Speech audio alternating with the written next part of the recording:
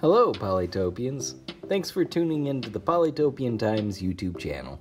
I'm your host, Sam, and today we have ourselves an interesting game, a matchup here between myself and a fellow member of the Bandit/Ronin team, Astrea, in a practice match we had. So I thought this fun multiplayer game would appeal to you as much as it did to me. I do hope you enjoy, so without any further ado, let's jump on into it.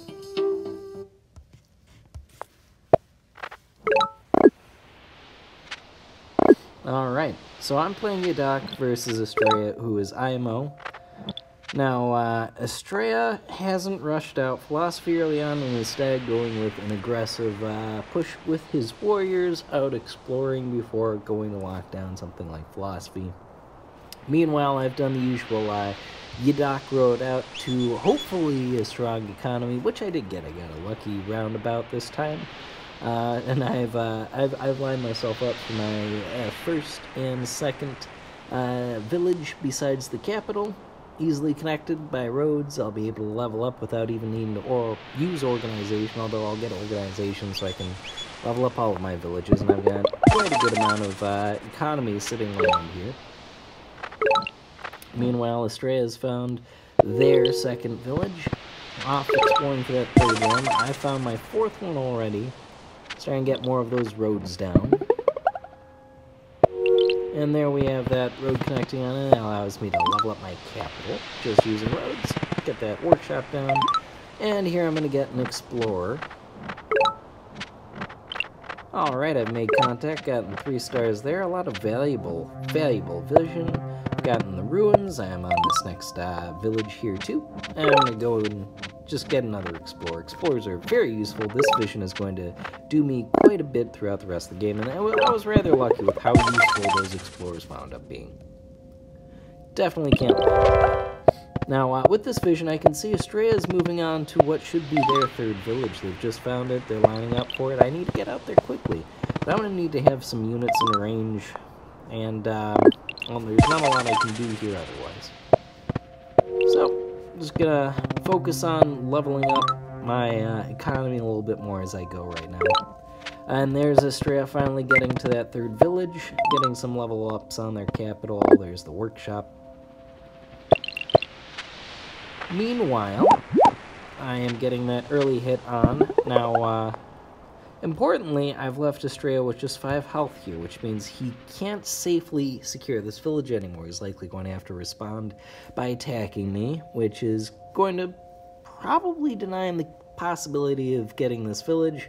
It won't allow him to forward settle me the way it would have if he had managed to get in there without me doing some damage first. It's the only way I would have been able to get in and siege it. If I had waited and showed up with 2 warriors after he'd taken it, it wouldn't have been enough. But with the 2 warriors doing the damage just before he takes the village, it's more than enough than, to allow me to secure it in but a turn or 2. Meanwhile, Astrea is finally focusing on building up their economy hardcore. They've got quite a bit of stars already, and they're building up what they're making. I am focused on expanding as best as I can right now. Finally got farming out, and I've managed to handle the situation here by the village, lining it up for easy conquering by me. Meanwhile, Astrea is rushing out their first super unit. We've got a giant now, and a level up for Tikiki, up to 10 stars per turn with that workshop on, versus my 13 stars. I am rushing up a little bit more eco, just getting some farms down, trying to get that 3rd level up wherever possible, although right now none of my other villages are available for it, and just looking for new open territories. Meanwhile, we can see Astrea's rushing that giant territory towards my city court, and using their warriors to explore some more alongside the mountains.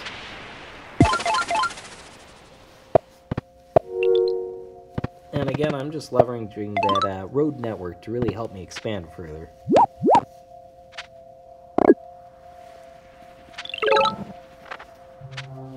Again, climbing is really coming out as a pro for Astrea as far as revealing terrain. My lucky ruin sword there did help out, killed off that warrior. Of course, it'd be real threat, but I did have to get a defender so I could do something about this incoming giant that I otherwise can't stop. I've managed to get a single hit on it, but 37 health just isn't going to be enough to guarantee safety. And I'm well aware of this. Okay, so there I've gone and just gotten another hit. I just want to make sure he is incapable of sieging into the city successfully right now. There's not a lot else I can do in the situation.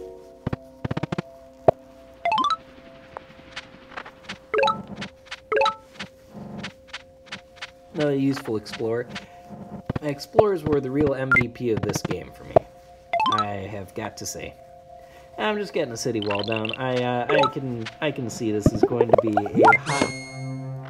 a hotly contested point in the map. Indeed, it's towards the middle, and sort of the front line between our two empires now. And that's not likely to change anytime soon.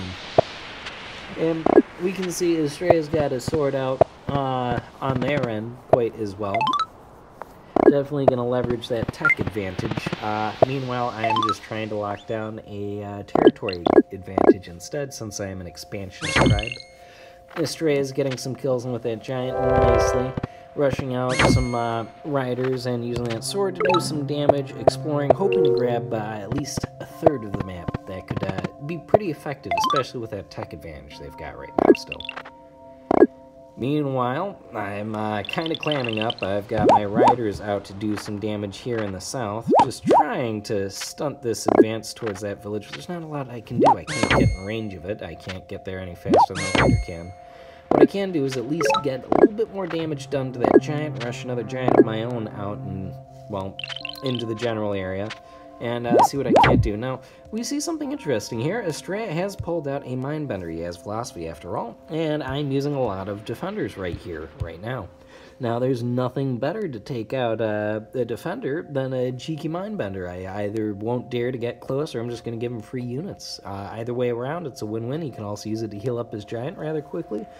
Gonna be a big problem for me, certainly, if I don't do something pretty promptly about that. Mind you, in the background, I've slowly but surely been getting swords of my own. Defenders definitely aren't going to do it. Right now, we can see Astrea's in a nice position, primed with some riders out here by TC, that will be able to run forward and get into this village over here, locking down that third of the map for them, and they can try and push around here, maybe form an L-shaped empire with horrible fronts, but the capability to respond still. And here we do see that play with the riders, getting quite a bit of damage done, and you know, just locking down terrain while we can, and getting that road network placed and going all the way around. Some more level ups out. There's another super unit up, and nice getting that Mindbender right in range of my defender. Of course, I see that and move back because I don't want to deal with that. I do get a sword out finally, and I'm just going to do as much damage as I can to the units that are going to be a threat to me for now. I've also got my first sword out, and he's not at much threat at all from this giant at this point. I'm expanding out too. I'm going to lock down pretty much the rest of the map. I've at least managed to hold that off. Meanwhile, we've got a giant push coming up, supported by that Mindbender, who, at the very least, is again going to just heal up, make sure his giant's not going to die, locking down this third of the map, and, I mean, really leveraging to the max what they can here at 21 stars per turn, up to 22, sorry. Really been able to put up quite an effective fight out of what was a rather bad start versus my 24 stars per turn. So really, even though I have technically better map control, I've only managed to forward settle. I haven't locked it down yet. I'm not leveraging the true potential of the start. However, I can still keep up the pressure pretty solidly. And we're getting closer to the point where that map control is locked down. I'm also getting archers out now. I've got swords, I've got archers, I've got defenders. So I've got the capability to start putting up a more advanced fight, and archers are really going to make the difference. With multiple giants coming in, the easiest way to respond to that is to use archers to do some damage from a range. Astrea sees this, and Astrea's gone and gotten knights in Tiki. I can see this, of course. However, I do have swords, I do have defenders, you know, I have the capability to respond to knights effectively, and I'm still going to leverage the archers as best I can. At the end of the day, they're kind of cheap at this point. They're not too expensive to replace, and they can be rather impactful, especially if you can get a turn or two of damage worth out of them.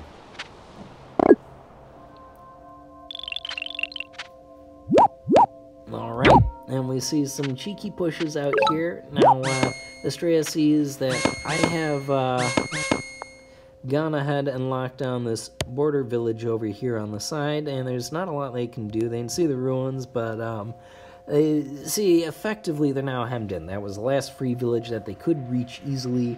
Everything else is going to be a war slog from here on out, and they're not feeling super firm about that. They were hoping to get into maybe that village before I got to that village, but that's not how things worked out. And in the north, the giants are both pretty much dead. They were not designed to deal with archers and swords and another giant all hitting at the same point in time. And that's what they're running into. Meanwhile, I've been able to walk my defenders right up and outside of Astrea's cities, like you can see outside of TC, where I just parked a defender there and waited, and now, because he can't effectively move it, he doesn't want to leave it wide open for a defender to sneak in, and, you know, it definitely continually block movement. He's just going to use the superior attack of the giant to kill the defender, but it's doing some damage to that giant even before it hits the front line, so no matter what, that play is definitely doing me some favors. And it's hopefully also going to stop this knight from being able to reach too much easily.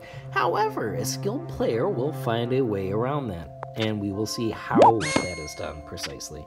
For now, Astrea is focusing on killing my giant and just lining things up, getting that knight in position, a couple more knights ready, so that they can do something really effective in a turn.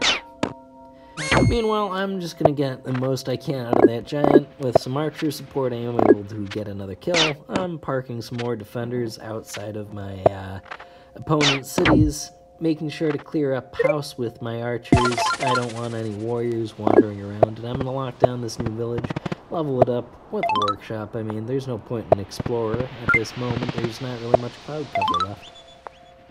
I'm going to also grab another wall, just establishing a firm front line, especially seeing knights out and on the field with giants. I want to make it a pain to try and siege the city. Now, interestingly, he sees this and goes around to Kamji, this new city, gets in with a sword, and even gets on the ruins, and this is quite a push. It's going to be hard for me to get around this. It was very, very good use of the knights there.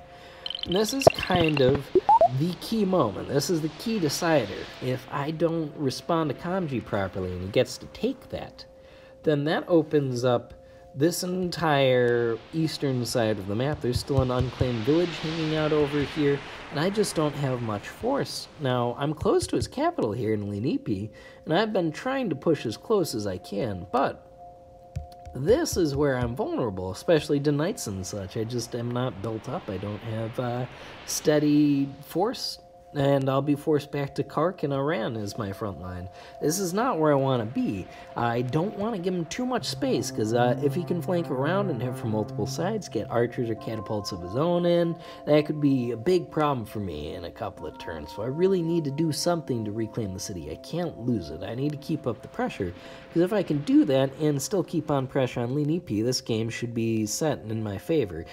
Now, I have managed to get a bit of a lead in eco at this point, up at 29 stars, 29 stars per turn, and I'm going to leverage that to just level them out. There's not really any other options at the moment, but thankfully I have just enough ways to gain population to level them out, and I save the city. I'm just going to do some more damage. I want to get those swords in close. Try and claim some more villages, do as much damage with my archers as I can before they die. But, you know, ultimately, it doesn't matter. As long as I can get a couple of swords and an archer in range of Linipi, I can take over the city. There's nothing he should be able to do to stop it. And this is really the crux of the game here. The capital is at stake. The assault is failed, but we still have resources at play. There's still options, but you can clearly see there's nothing to do. There's nothing that can stop me from getting just enough damage done to whatever sword would sit in Linipi to get in there. There's not enough level-up options to well, get me back out. So we wind up at a drive, and we get to resign. Overall, I gotta say, it was really well played. It was, I have to say, a bad spawn for IMO, and not the greatest matchup for a 1v1. At the end of the day, IMO's not going to be as strong a tribe as Yadak would be in 1v1, because Yadak is better able to expand, and on a smaller map like this, the philosophy bonus, while helpful, isn't going to make a huge difference. Overall, though, still really extremely well played, especially given how small a fraction of the map he was able to claim. If Astrea had had a fair start instead of having a poor start like they did have, I do doubt I would have been able to win with any amount of ease. Although, who knows, maybe I would have been able to pull through still.